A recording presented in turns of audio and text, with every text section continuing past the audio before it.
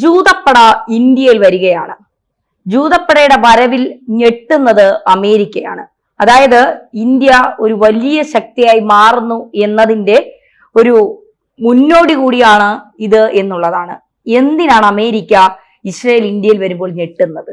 ശരിക്കും പറഞ്ഞാൽ ഇപ്പം ഹമാസ് എന്ന് പറയുന്ന ഭീകര സംഘടന ഏതാണ്ട് പൂർണ്ണമായും കീഴടങ്ങാൻ തയ്യാറായി. അമേരിക്കയോട് അത് പറഞ്ഞു, വെടിനിർത്തൽ വേണമെന്ന് പറയുന്നു. അങ്ങനെ ഇസ്രായേൽ യുദ്ധത്തിന്റെ ഒരു വിജയത്തിലേക്ക് നീങ്ങുന്നു എന്നുള്ള വാർത്തകളൊക്കെ പുറത്തു വരുന്നു. അപ്പോഴാണ് തന്നെ പറയുന്നത് ജൂതപ്പട ഇന്ത്യയിലേക്ക് വരുന്നു. അപ്പോൾ സ്വാഭാവികമായിട്ടും പ്രേക്ഷകരും ഞെട്ടും. എന്തിനാണ് ജൂതപ്പട ഇന്ത്യയിലേക്ക് വരുന്നത്?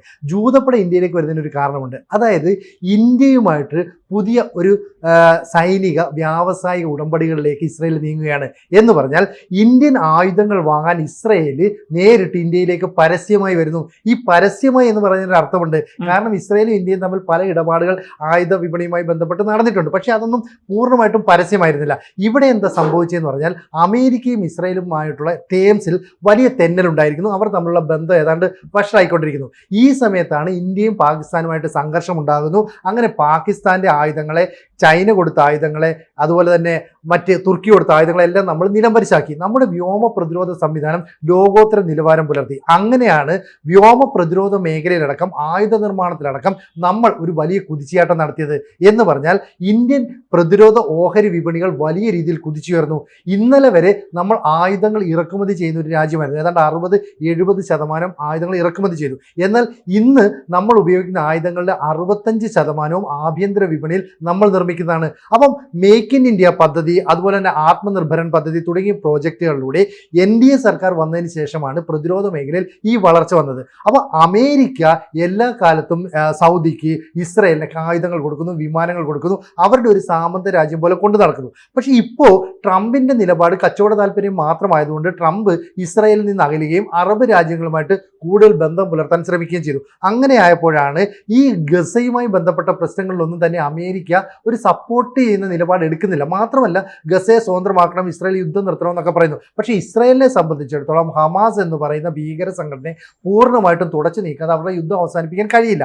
അതുകൊണ്ട് അവർക്ക് ഇനി കൂടുതൽ ആയുധങ്ങൾ വേണം. അങ്ങനെയാണ് ബ്രഹ്മോസ് ഉൾപ്പെടെയുള്ള മിസൈല്, അതുപോലെ തന്നെ S-400 പോലെയുള്ള പ്രതിരോധ സംവിധാനങ്ങളുണ്ട്. അതിനപ്പുറത്തേക്ക് ആകാശ് എന്ന് പറയുന്ന നമ്മുടെ തദ്ദേശീയമായ പ്രതിരോധ സംവിധാനമുണ്ട്. ഇതൊക്കെ അവർക്ക് വേണമെന്നാണ് പറയുന്നത്. എന്ന് പറഞ്ഞാൽ നമ്മൾ പ്രതിരോധ മേഖലയിൽ വലിയ വളർച്ച പ്രാപിച്ചു എന്നാണ് പറയുന്നത്. അപ്പോൾ മോദി അധികാരത്തിൽ വന്നിരുന്ന ആ സമയത്ത്, ആ തുടക്കകാലത്ത് ആയുധ കയറ്റുമതിയിലൂടെ നമുക്ക് ലഭിച്ചത് 639 കോടി രൂപയാണ്. എന്നാൽ ഇപ്പോൾ നമ്മുടെ ലാഭം എന്ന് പറയുന്നത് 25,000 കോടി രൂപയാണ്. അപ്പോൾ ഈ കാലഘട്ടത്തിലുള്ള വളർച്ച ഊഹിക്കാമല്ലോ. ഇനി അടുത്ത വർഷമാകുമ്പോൾ നമ്മൾ ലക്ഷ്യമിടുന്നത് 30,000 കോടി രൂപയുടെ ആയുധങ്ങൾ കയറ്റുമതി ചെയ്യും. ഈ രീതിയിൽ വളർച്ച തുടരുകയാണെങ്കിൽ 2030 നമ്മൾ 50,000 കോടി രൂപയുടെ ആയുധങ്ങൾ കയറ്റുമതി ചെയ്യും. എന്ന് പറഞ്ഞാൽ അമേരിക്കയെ, റഷ്യയെ, ചൈനയൊക്കെ വെല്ലാൻ കഴിയുന്ന വലിയൊരു ആയുധ വിപണിയായിട്ട് ഇന്ത്യ മാറും. ഇങ്ങനെ മാറുന്നത് കൊണ്ടാണ് ഇസ്രായേൽ ഇപ്പോൾ ഇന്ത്യയുമായിട്ട് കൂടുതൽ അടുക്കുന്നത്. കാരണം ഇടയ്ക്ക് അമേരിക്ക ഇസ്രായേലിന് ആയുധങ്ങളൊന്നും നൽകാതിരുന്ന ഒരു സമയമുണ്ടായിരുന്നു. അതായത് ഈ ട്രംപ് അധികാരത്തിൽ വരുന്നതിന് മുമ്പ് ജോ ബൈഡൻ ഈ ഇറാനെയൊക്കെ സപ്പോർട്ട് ചെയ്ത് അല്ലെങ്കിൽ യുദ്ധത്തിന് ഇവരെ അനുകൂലിക്കാത്ത നിലപാടെടുത്തു. അന്ന് വലിയ ആയുധക്ഷാമം ഇസ്രായേൽ അനുഭവപ്പെട്ടു. അന്ന് ഇന്ത്യയാണ് ആയുധം കൊടുത്ത് സഹായിച്ചത്. പക്ഷേ നമ്മളത് പരസ്യമായിട്ടല്ല. ഇപ്പോൾ എന്താ സംഭവിക്കുന്നത് പറഞ്ഞാൽ നെതന്യാഹു പരസ്യ നിലപാട് സ്വീകരിക്കുന്നു. ഇന്ത്യയിലേക്ക് ഞങ്ങൾ വരുന്നു, ഞങ്ങൾ ആയുധ ഇടപാടിൽ പങ്കെടുക്കുന്നു. അതായത് നമ്മൾ നിർമ്മിക്കുന്ന സൂപ്പർ സോണിക് ക്രൂയിസ് മിസൈൽ ബ്രഹ്മോസിന്റെ, ഇതാണ് അവർക്ക് ആവശ്യം. അപ്പോൾ ഏതാണ്ട് 300 കിലോമീറ്റർ റേഞ്ച് ഉള്ള പരിധിയിൽ വരെ ഉപയോഗിക്കാൻ കഴിയുന്ന ഇത്തരത്തിലുള്ള മിസൈൽ വേണം. ഇതിനായിട്ട് നമ്മളുടെ NIBE എന്ന് പറയുന്ന ആയുധങ്ങൾ നിർമ്മിക്കുന്ന ഒരു പൊതുമേഖലാ സ്ഥാപനത്തിന് തുല്യമായ ഒരു സ്ഥാപനമുണ്ട്. ഈ സ്ഥാപനവുമായിട്ട് ഇസ്രായേലിലെ ആയുധ നിർമ്മാണ കമ്പനി ഒരു കരാറിൽ ഏർപ്പെടുന്നു. അപ്പോൾ നമ്മൾ ഈ മേക്ക് ഇൻ ഇന്ത്യ പദ്ധതിയുമായി ബന്ധപ്പെട്ട് ഇപ്പോൾ ബ്രഹ്മോസ് മിസൈലൊക്കെ നിർമ്മിക്കുമെങ്കിലും മാസ് പ്രൊഡക്ഷൻ നടക്കുന്നില്ല. അതിന് നമ്മൾ സ്വകാര്യ വ്യക്തികളെ, ഏജൻസികളെയൊക്കെ, കമ്പനികളൊക്കെ ആശ്രയിക്കും. അത്തരത്തിലുള്ള കമ്പനികളുമായിട്ട് സഹകരിക്കുന്നതിൻ്റെ ഭാഗമായിട്ടാണ് NIBEയുമായിട്ട് ഒരു വലിയ കരാർ എന്ന് പറഞ്ഞാൽ $17.52 ബില്യൺ നമുക്ക് സങ്കല്പിക്കാൻ പറ്റുമോ? തീർച്ചയായിട്ടും 150 കോടി രൂപയുടെ കരാറാണ് പ്രതിരോധ മേഖലയിൽ നമ്മുടെ ആയുധങ്ങൾക്കായി ഇസ്രായേൽ ഇന്ത്യയിൽ ചിലവഴിക്കാൻ പോകുന്നത്. അപ്പോൾ നമ്മുടെ പ്രതിരോധ ശക്തി ഒരു കാര്യം നോക്കിയാൽ നമ്മൾ പ്രതിരോധ ശക്തിയിൽ, സൈനിക ശക്തിയിലൊക്കെ 4ാം സ്ഥാനമാണ് ഇന്ത്യ.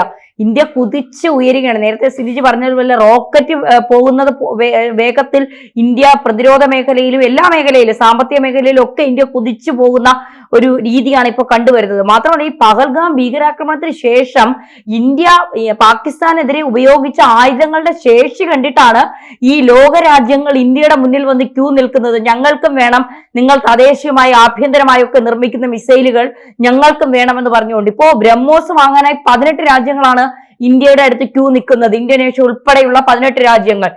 അതിനൊപ്പം ഇസ്രായേൽ വരുന്നു.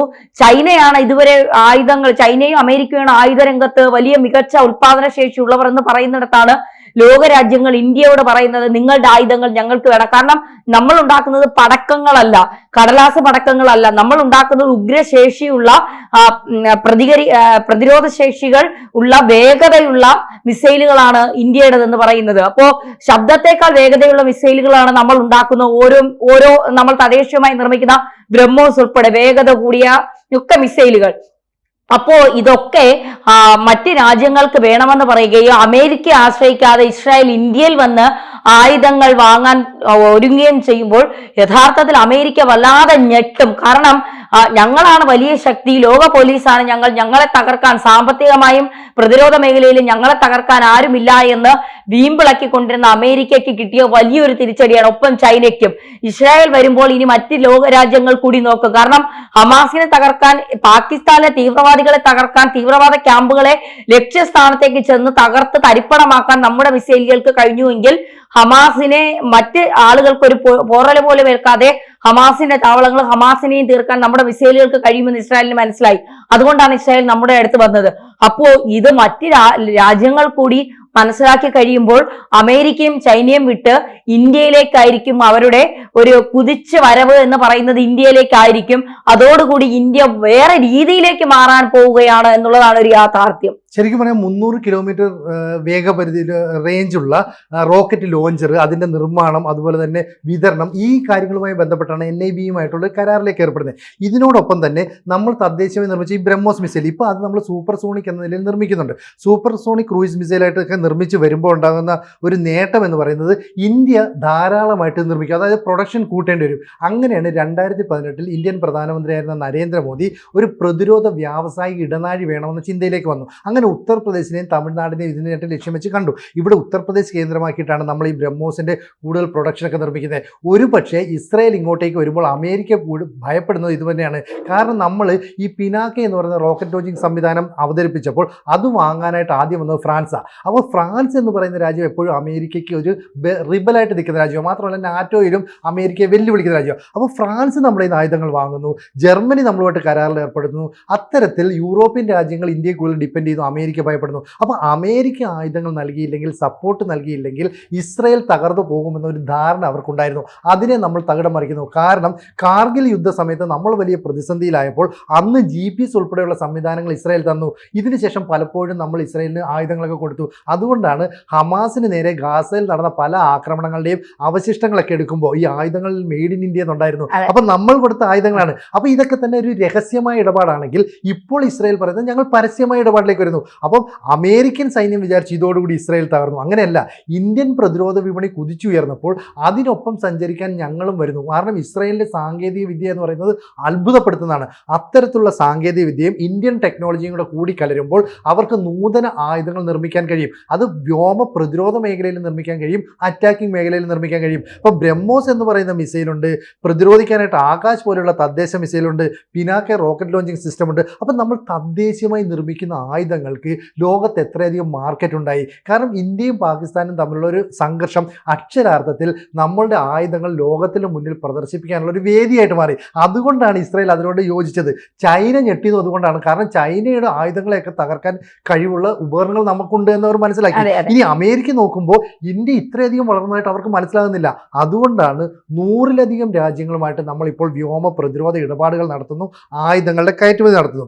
2023-24 സാമ്പത്തിക സാമ്പത്തിക വർഷത്തിൽ ഇന്ത്യയുടെ പ്രതിരോധ ലാഭം എന്ന് പറയുന്നത് ഏതാണ്ട് 1.2 ലക്ഷം കോടിയായിരുന്നു.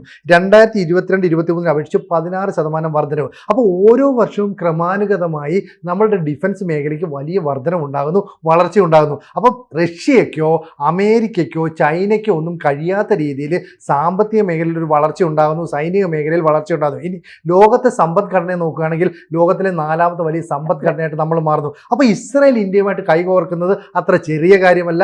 ട്രംപും അമേരിക്കൻ സൈന്യവും എന്തിനാണ് ഭയപ്പെടുന്നതെന്ന് ഇതിലൂടെ വ്യക്തമാവുകയും ചെയ്യുന്നു, അല്ലേ? തീർച്ചയായിട്ടും ഇന്ത്യയുടെ വരവ്, ഇസ്രായേലിന് ഇന്ത്യയിലേക്കുള്ള വരവ് അമേരിക്കയെ വലിയ രീതിയിൽ ഞെട്ടിച്ചിരിക്കുന്നു, പ്രത്യേകിച്ച് അമേരിക്കൻ സൈന്യത്തെ. കൂടുതൽ വാർത്തകളും വിശേഷങ്ങളും നിങ്ങളിലേക്ക് എത്താൻ ABC മലയാളം സബ്സ്ക്രൈബ് ചെയ്യുക, ബെൽബട്ടനും അമർത്തുക.